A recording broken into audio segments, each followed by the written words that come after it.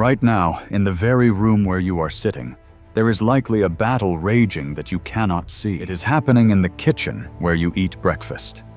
It is happening in the bedroom where you sleep. We tend to think of our homes as these neutral, empty boxes made of drywall and brick that we just happen to live inside. But what if that is a lie?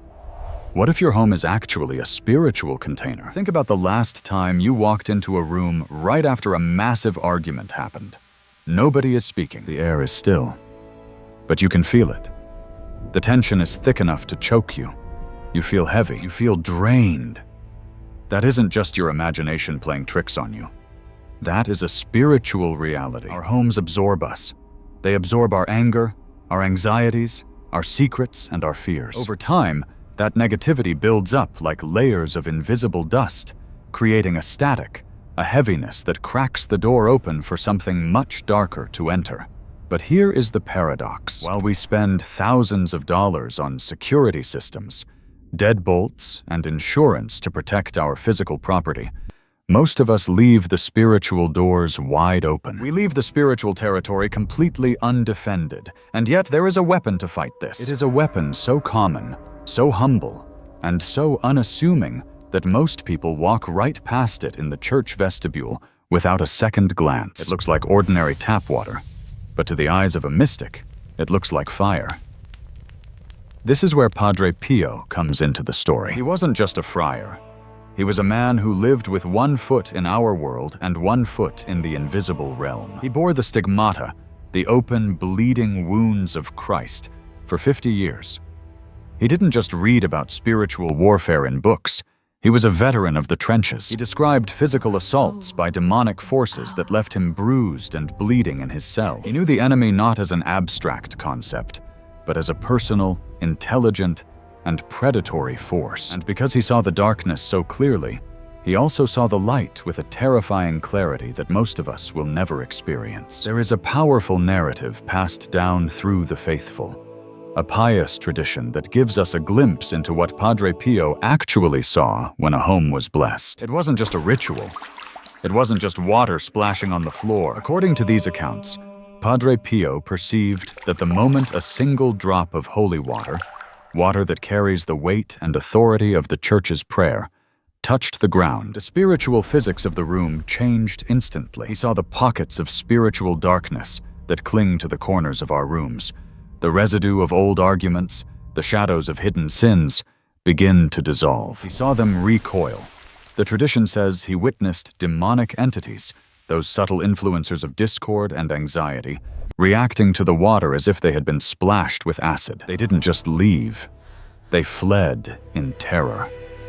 They couldn't stand the proximity to something that had been claimed so totally by God. The water acted like a liquid boundary, a do not enter sign written in spiritual fire. But the vision didn't end with the darkness leaving. That was just the cleaning phase. What happened next is what should change the way you look at your living room forever. As the darkness retreated, Padre Pio reportedly saw light rush in to fill the vacuum. He saw angels, specifically the guardian angels assigned to the family, move from the background to the foreground. They took up positions at the doors and the windows. They weren't just floating there playing harps. They were standing guard. They became celestial sentinels, locking down the perimeter of the home. The atmosphere shifted from oppressive to peaceful, from heavy to light. This aligns perfectly with a story often told about a woman who came to Padre Pio in absolute desperation. Her home was a war zone. Her family was tearing itself apart with fighting, bitterness, and cold silence. She expected marriage counseling. Instead, Padre Pio looked at her and diagnosed the root cause. "It's not their minds," he said. "It's the spirit of the house." He told her to take holy water and wage war on the atmosphere of her home. He told her to sprinkle it in the corners, at the thresholds, and even under the beds where they slept. She went home and did exactly that. And the result? The fighting stopped. The heaviness evaporated. The peace returned. Now you might be thinking, is this magic? Is this a spell? And that is a critical question. We have to be very careful here. The Catholic Church, and Padre Pio himself, would say absolutely not. Holy water is not a magic potion. It doesn't work like a chemical reaction where you mix A and B and get C, regardless of who you are. Holy water is what the Church calls a sacramental. Here is the difference, and it is huge. The 7 sacraments work because Jesus promised they would work. But sacramentals, like holy water, work through the prayer of the Church, and this is the key, through your faith. Think of holy water like a lens.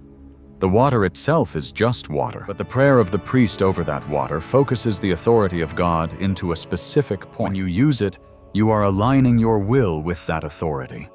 You are renewing your baptism. You are saying, I died to sin, and this space belongs to the risen Christ. You are staking a claim. So, how do you actually do this? How do you take this theology and turn it into a practical defense strategy for your home? You don't need a priest to be present every single day. You have the authority, as a baptized Christian, to invoke God's blessing over your living space. Here's the protocol. First, you need to get the water. It's free. It's sitting in a tank at the back of almost every Catholic church in the world. Bring a bottle. Take it home. Start at the front door. This is the mouth of your home. It's where the world enters. Dip your finger in the water and mark the doorframe with the sign of the cross. As you do this, you aren't just making a gesture.